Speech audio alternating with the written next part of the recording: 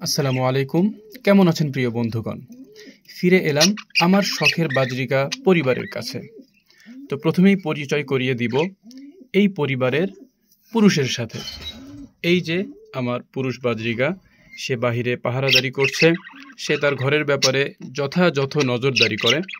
আর আপনারা দেখতে পাচ্ছেন ভিতরেই বসে আছে একমাত্র মা এবং মায়ের কোলে তার একমাত্র ছোট্ট ছানাটি। আলহামদুলিল্লাহ, আপনাদেরকে জানিয়ে রাখি, আমার এই বাজরিকা পরিবার এই প্রথম ডিম দেয় এবং আটটি ডিম তারা পাড়ে।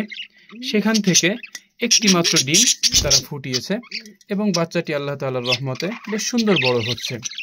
আমি এই বাজরিকাটিকে বরাবরের মতোই চেষ্টা করেছি ভালো খাদ্য খাবার দেওয়ার, যেমন নিয়মিত তাদেরকে কোয়েল পাখির ডিম খাইয়েছি। আমি বাসায় কিছু কোয়েল পাখি পালন করি, তো কোয়েল পাখির ডিমের সাদা অংশটুকু আমি তাদেরকে খাওয়ানোর চেষ্টা করেছি।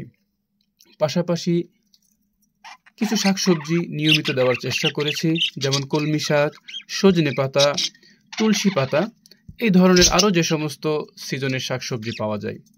তো সব কিছুর ফলাফলে আমার ছোট্ট ছানাটি বেশ বড় হয়েছে এবং তার শরীরে ছোট্ট ছোট্ট ফেদার ওঠাও শুরু হয়ে গেছে।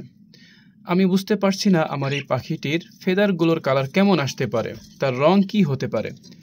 অভিজ্ঞ যারা আছেন তারা অবশ্যই কমেন্ট করে বলবেন এই পাখিটির ফেদারের কালার কেমন আসতে পারে।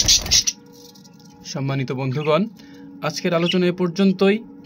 আপনারাও আপনাদের পাখি সম্পর্কে আমাকে কমেন্ট করে জানাতে পারেন এবং পাখি সম্পর্কে বিভিন্ন পরামর্শ আমাকে কমেন্টে বলতে পারেন।